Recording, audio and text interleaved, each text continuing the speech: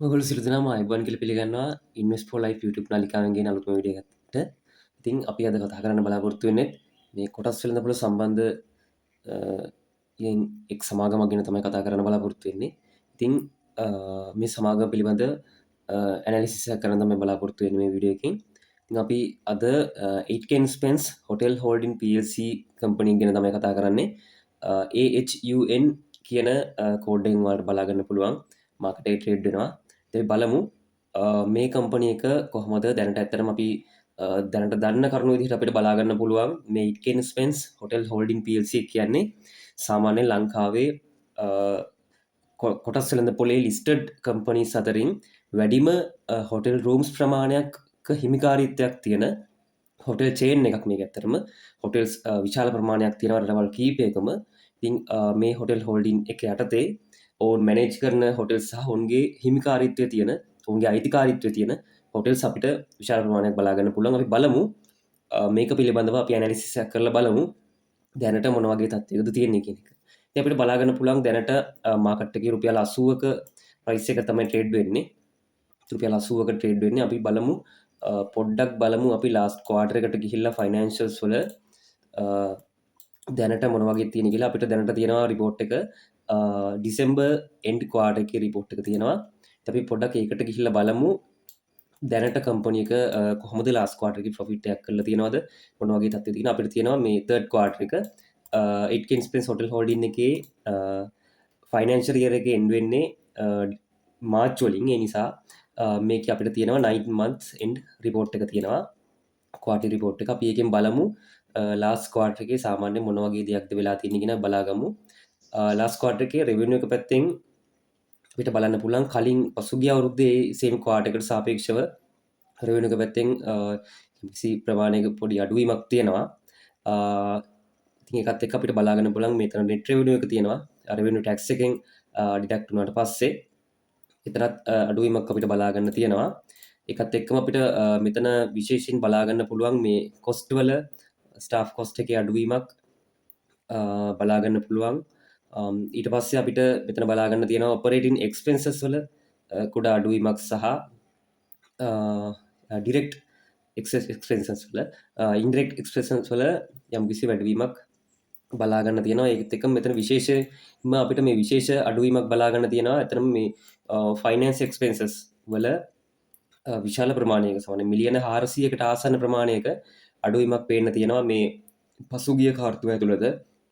ඒකත් එක්ක අවසානයේ අපිට බලා ගන්න පුළුවන් ඒක බොහෝ දුරට හේතු වෙලා තියෙනවා පසුගිය අවුරුද්දේ මේ same quarter එකට සාපේක්ෂව earnings වල වැඩිවීමක් අපිට බලා ගන්න පුළුවන්.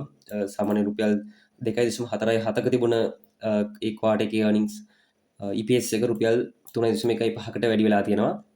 ඉතින් ඒක අපිට ප්‍රොෆිට් එකක් විදිහට ඒක බලා ගන්න පුළුවන්. ඉතින් අපි තාමත් මේ මාස 9ක පීරියඩ් එක ගත්තට පස්සේ 9 month පීරියඩ් එකේ revenue එක වැඩිවීමක් වෙන්න තියෙනවා. 9 month පීරියඩ් එකෙත් අපිට විශේෂ වශයෙන් මේ finance expenses එකේ finance expense එකේ විශේෂ අඩුවීමක් සාමාන්‍යයෙන් රුපියල් බිලියනයකට ආසන්න ප්‍රමාණයක අඩුවීමක් තියෙනවා. ඒකත් එක්ක අපිට මෙතන විශේෂයෙන් බලා ගන්න පුළුවන් සාමාන්‍යයෙන් පසුගිය වර්ෂයේ මේ ක්වාටර්ස් 3 ගත්තට පස්සේ 9 month period එකේ බිලියන 2.3ක loss එකක් තිබුණ එක දැන් මේ වෙලාවේ මේ කම්පැනි එකට හැකි වෙලා තියෙන loss එක රුපියල් මිලියන 542කට අඩු කරගන්න. ඒ නිසා එතන අපිට පේනවා හොඳ ධනාත්මක තැනක් පේන්න තියෙනවා මේ 9 month period එකේ දැවැන්ත loss එකක් තිබුණ කම්පැනි එක දැන් එය සැලකිය යුතු ලෙස විශාල ප්‍රමාණයකින් අඩු කරගෙන තියෙනවා අපිට පේන්න තියෙනවා 9 month period එකේ. අපි බලමු ටිකක් පහළට ගිහිල්ලා ෆයිනෑන්ෂියල් පොසිෂන් එක මොන වගේ තත්ත්වයක තියෙන්නේ කියන එක.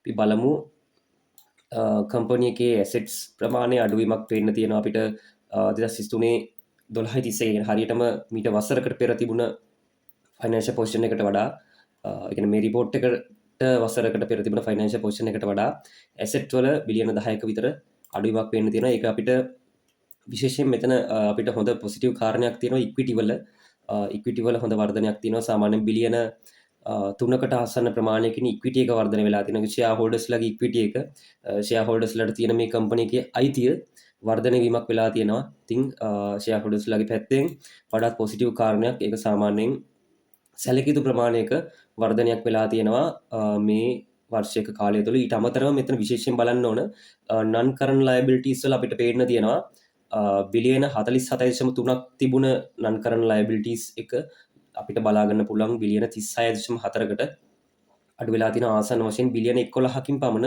අඩු වෙලා තියෙනවා මේ non current liabilities. ඒ කියන්නේ මේකට විශේෂයෙන්ම හේතු වෙලා තියෙන්නේ බැංක්ස් වල මේ interest bearing borrowings තිබුණේම ගොඩක් මේගොල්ලා payments කරලා තියෙනවා. එතන සාමාන්‍ය බිලියන 9කට ආසන්න ප්‍රමාණයක borrowings අඩු වෙලා තියෙනවා. ඉතින් ඒක අපි දැක්කා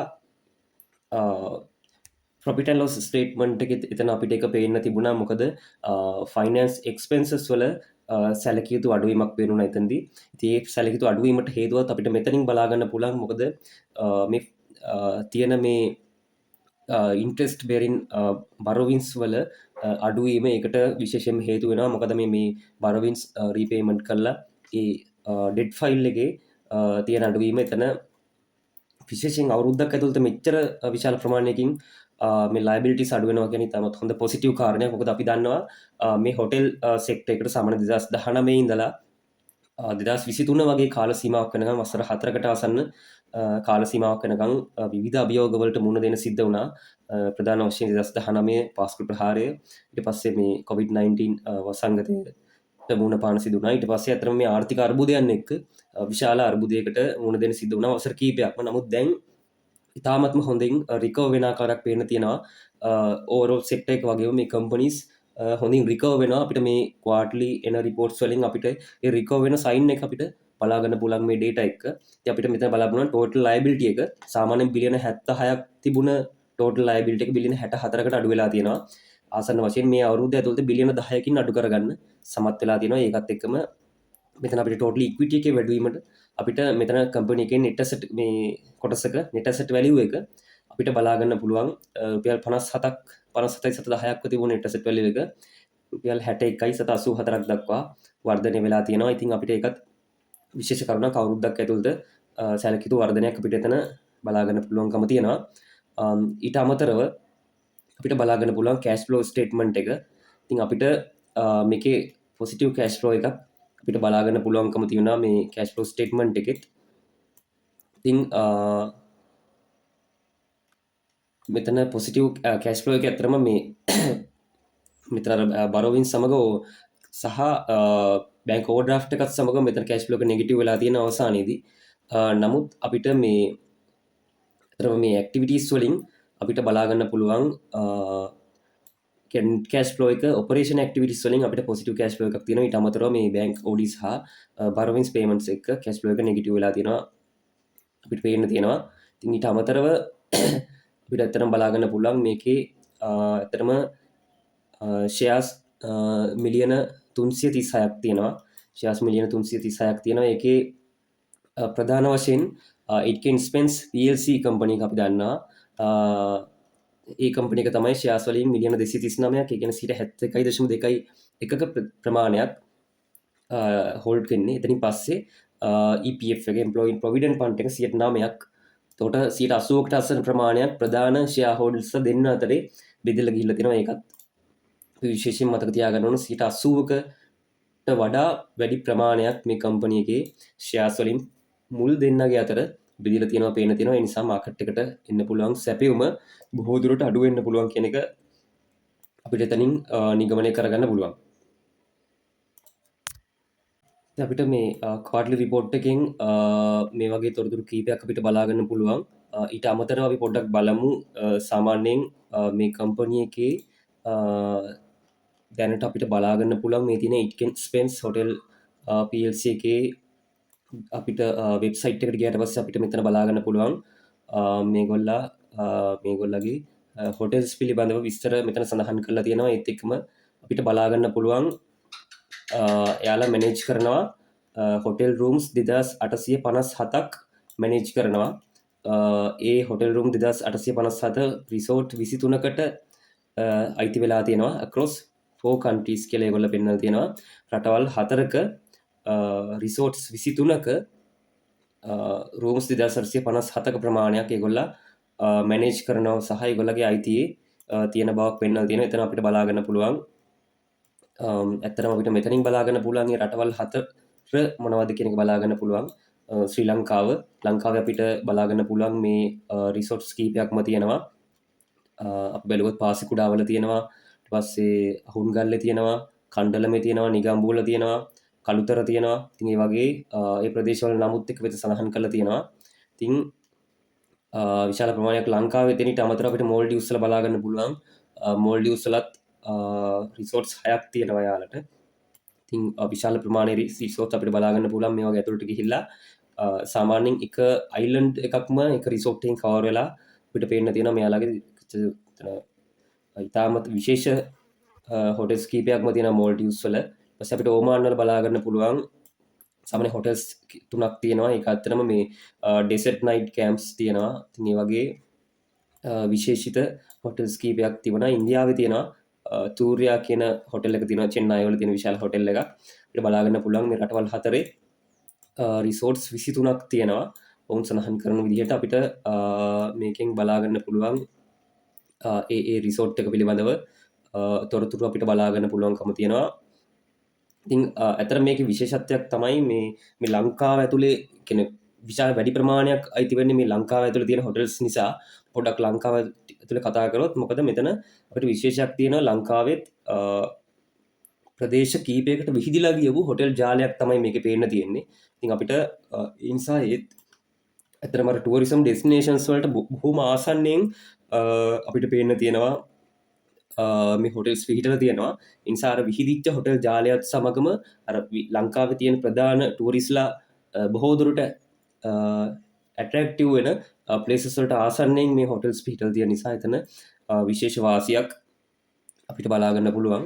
ඉතින් ඒ නිසා අපි බලමු දැන් මේ හොටෙල්ස් පිළිබඳව අපි පොඩ්ඩක් බැලුවේ. බලමු පොඩ්ඩක් ලංකාවේ මේ වෙලාවේ කොහොමද දැනට මේ ටූරිස් අරයිවල්ස් දැනට කොහොමද මොන වගේ තත්ත්වයක තියෙන්නේ කියලා අපිට වීක්ලි රිපෝට් එක තියෙනවා ලේටස්ට් රිපෝට් එක.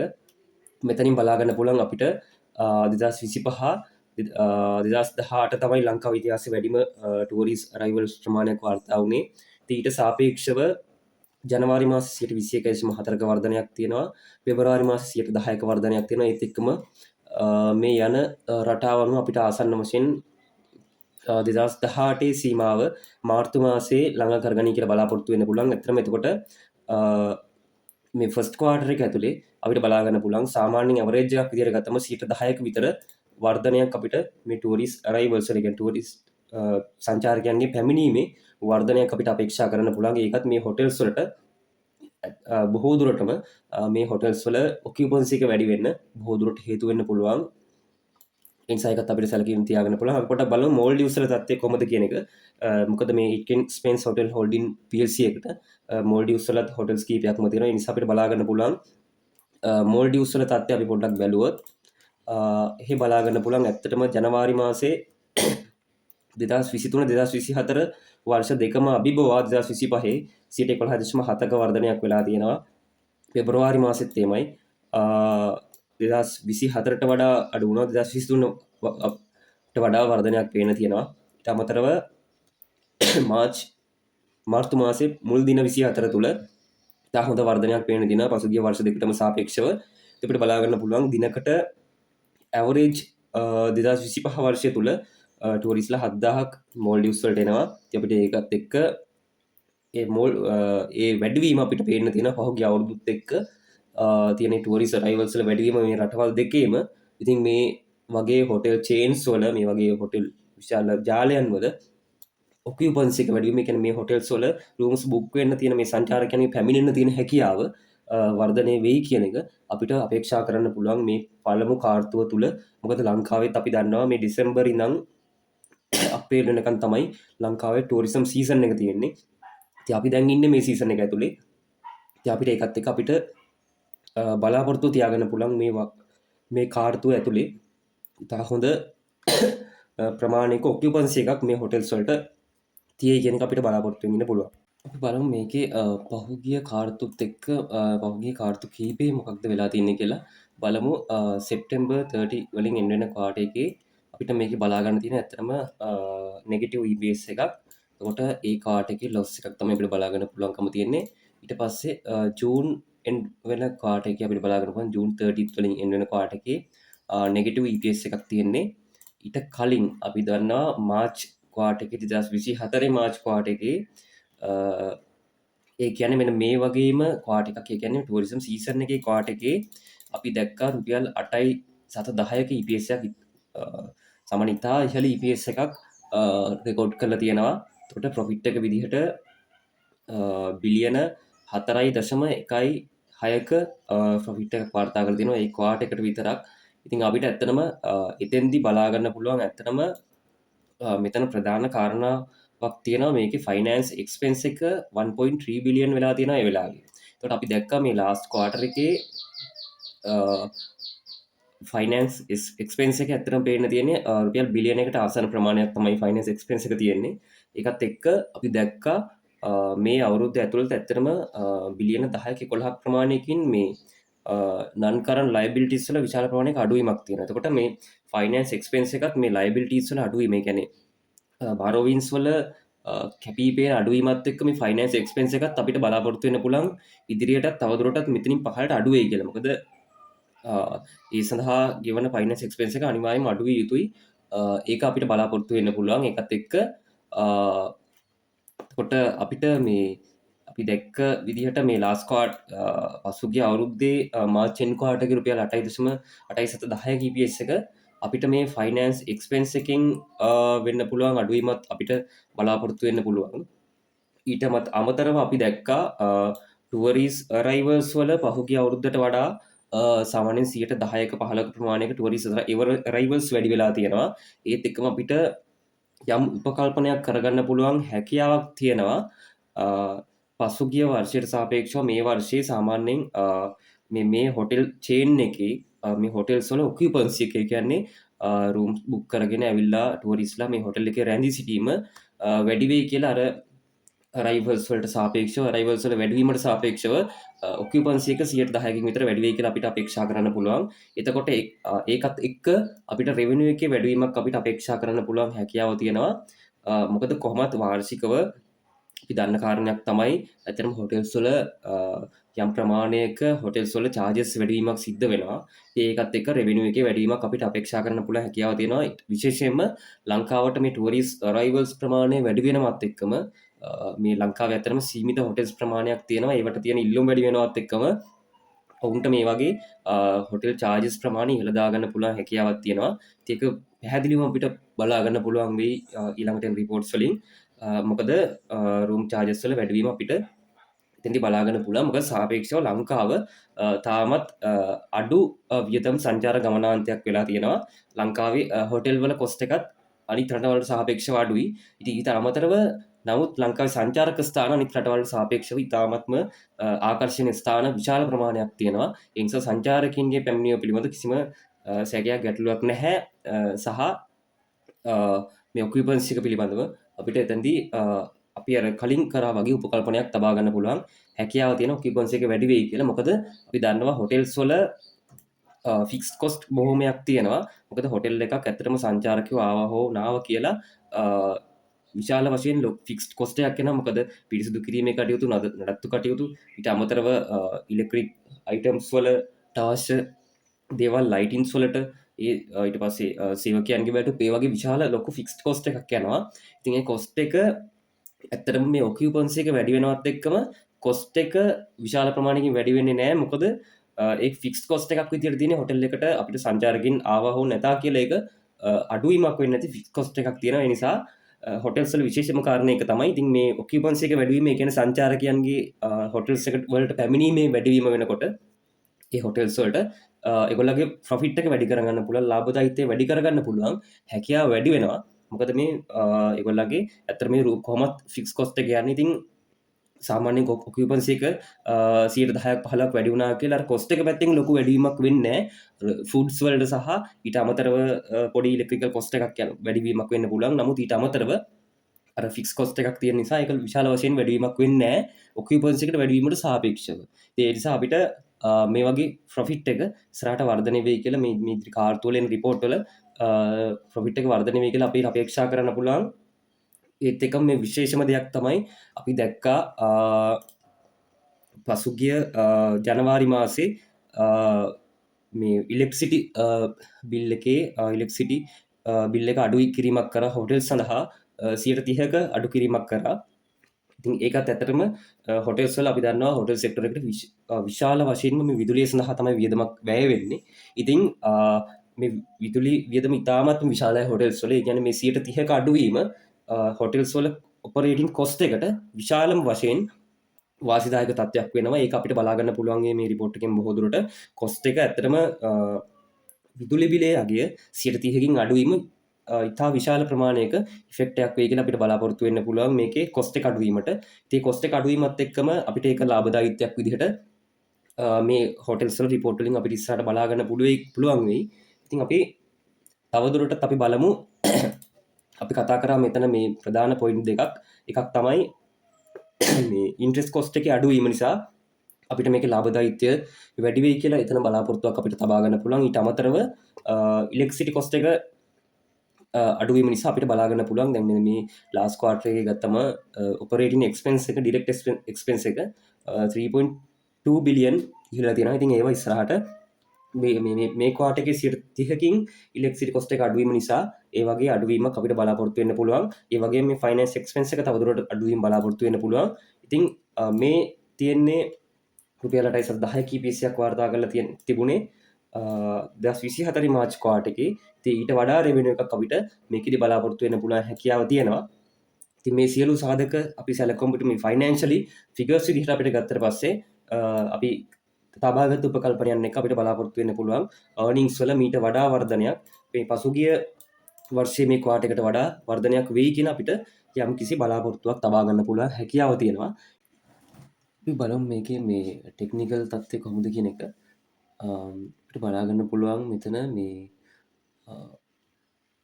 head and shoulder pattern එකකට ආසන්න pattern එකක් ෆෝම් වෙලා ඒක පහළට බ්‍රේක් වෙලා නැවතත් මේ 77 78 ලෙවල් එකකින් සමහර රිවර්සල් කැන්ඩල්ස් දෙකක් එක්ක රිවර්ස් වෙලා තියෙනවා.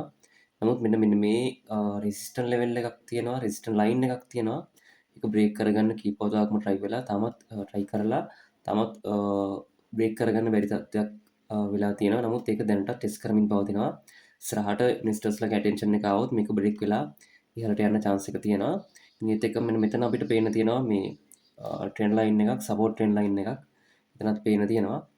ඉතින් මෙතන මේ උස කැන්ඩල් එකක් පේන්න තියෙනවා සාමාන්‍යයෙන් රුපියල් 82 84 රේන්ජ් එකේ හොඳ බයි කැන්ඩල් එකක් පේන්න තියෙනවා. පොඩ්ඩක් ඒකේ වොලියුම් එක බැලුවොත් සාමාන්‍යයෙන් ඩේලි කැන්ඩල් එකක් මිලියන 2.2 වොලියුම් එකක් තියෙන ඩේලි කැන්ඩල් එකක් අපිට එදා බලා ගන්න පුළුවන්කම තිබුණා. අර ෆොරින් ඇක්ටිවිටීස් වල රිපෝට්ස් වලින් මේක ෆොරින් බයි එකක් විදිහට තමයි එදා මේක පෙන්වලා දීලා තිබුණේ.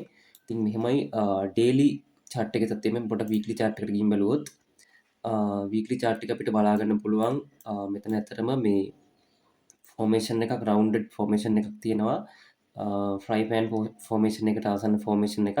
ඒකත් එක්ක නැවතත් එතනින් පහළට එීමක් සිද්ධ වෙලා තියෙනවා. මේකත් නැවත ෆ්‍රයි ෆෑන් එක සහ මේක නැවතත් කප් ඇන්ඩ් හැන්ඩල් එකක් වීමේ හැකියාවකුත් තියෙනවා. මෙතනින් මේ රෙසිස්ටන්ට් ලයින් එක කඩාගෙන ඉහළට ගියොත් අපි මේක අපිට මේක පේන්න තියෙනවා මෙන්න මේ කාල සීමාව තුළ මේ සාමාන්‍ය 2025 අවසාන මාසයේ සහ 2025 කාල සීමාව තුළ ලොකු කැන්ඩල්ස් කීපයක් තියෙන කියන හොඳ වොලියුම්ස් ට්‍රේඩ් වෙලා තියෙනවා. මෙන්න මේ වගේ ප්‍රයිස් රේන්ජ් එකක් ඇතුලේ හොඳ වොලියුම්ස් ට්‍රේඩ් වෙලා තියෙනවා. පොඩ්ඩක් බලමු මේකේ monthly chart එක මම දැක්ක ටිකක් ඉන්ට්‍රෙස්ටිං chart එකක් විදිහට පේන්න තියෙනවා. මොකද මේකේ මෙතනත් පේන්න තියෙනවා ඇතරම කප් ඇන්ඩ් හැන්ඩල් ෆෝමේෂන් එකකට ආසන්න කැන්ඩල්ස්ටික් ෆෝමේෂන් එකක් මෙතන පේන්න තියෙනවා. ඉතින් ඒකේ මෙතන ඇතරම නෙක් ලයින් එකක් විදිහට අපි ගත්තොත් මේ ලයින් එක ස්ට්‍රෝන්ලි රෙසිස්ටන්ට් ලෙවල් එකක් විදිහට මේ ලයින් එක සාමාන්‍යයෙන් රුපියල් 87ට ආසන්නයෙන් ට්‍රේඩ් වෙලා තියෙනවා. 88ට ආසන්නයෙන් ෆෝම් වෙලා තියෙනවා. ඉතින් අපිට බලාපොරොත්තු වෙන්න පුළුවන් ඇත්තටම මේක ටෙක්නිකලි මේක ඇත්තටම කප් ඇන්ඩ් හැන්ඩල් ෆෝමේෂන් එකක් විදිහට වැඩ කරොත් ඇත්තටම අපිට සාමාන්‍යයෙන් කප් ඇන්ඩ් හැන්ඩල් ෆෝමේෂන් එකේ මෙතන බොටම් එකේ සිට අපිට බලාපොරොත්තු වෙන්න පුළුවන් නෙක් ලයින් එක ඉහළට සාමාන්‍යයෙන් මෙතන මෙන්න මේ වගේ උසකට chart එක move වෙයි නවා කියලා අපිට එතන උපකල්පනයක් කරගන්න පුළුවන් බලාපොරොත්තුවක් තියාගන්න පුළුවන් මේ උසකට chart එක move වෙයි කියන එක මේ monthly කියන්නේ multi year candlestick chart එක තමයි ඔයාලට පේන්නේ. ඉතින් මේකේ සාමාන්‍යයෙන් මේ කප් ඇන් හැන්ඩල් ෆෝමේෂන්ස් වැඩ කරන විදිහ. ඉතින් අපි මේක ඇතරම කිසි වෙලා රෙකමන්ඩේෂන් එකක්වත් කිසිම ටාගට් එකක්වත් මුකුත් එහෙම නෙමෙයි. මේක ඇතරම මේ වීඩියෝ එක කාටත් මතක් කරන්න ඕන මේක එඩියුකේෂනල් කන්ටෙන්ට් එකක් විතරයි. මම මොකද මේ ඉන්වෙස්ට්මන්ට් ඇඩ්වයිස් කෙනෙක්වත් ෆයිනෑන්ෂියල් ඇඩ්වයිස් කෙනෙක්වත් නෙමෙයි. ඒ නිසා මේක එඩියුකේෂනල් කන්ටෙන්ට් එකක් විතරයි. මේක ඇත්තටම සරලව ඇනලිසිස් එකක් කරා ෆන්ඩමෙන්ටල්ස් සහ ටෙක්නිකල් උඩ ඇනලිසිස් එකක් කරා. ඉතින් මේ වීඩියෝ එක මම මෙතනින් අවසන් කරනවා. ඔයාලා තාම මේ channel එක subscribe කරලා නැත්නම් subscribe කරලා තියාගන්න. වීඩියෝ එක හොඳයි නම් channel වීඩියෝ එක like එකක් දාගෙන යන්න. මොන හරි දැනගන්න තියෙනවා නම් හා වීඩියෝ එකෙන් කියන්න තියෙනවා අනිවාර්යයෙන්ම comment එකක් දාගෙන යන්න. ඉතින් ඒකත් එක්කම තව කෙනෙක්ට බලන්න මේ knowledge එක හෝ මේ analysis කරන විදිහ සහ ඒක ගන්න පුළුවන් ප්‍රවේශය විදිහට තව කෙනෙක්ට දැනගන්න share කරන්න. එහෙනම් channel එක subscribe කරලා bell notification එක on කරලා තියාගන්න. එතකොට අපි අලුත් වීඩියෝ එකක් දාපු සැනින් ඔයාලට notification එක එනවා. එතකොට ඔයාලට වීඩියෝ එක බලා ගන්න පුළුවන් හැකියාව තියෙනවා. එහෙනම් වීඩියෝ එක සමග මෙතෙක් වෙලා සිටියාට ස්තුතියි. වීඩියෝ එක මෙතනින් අවසන් කරනවා.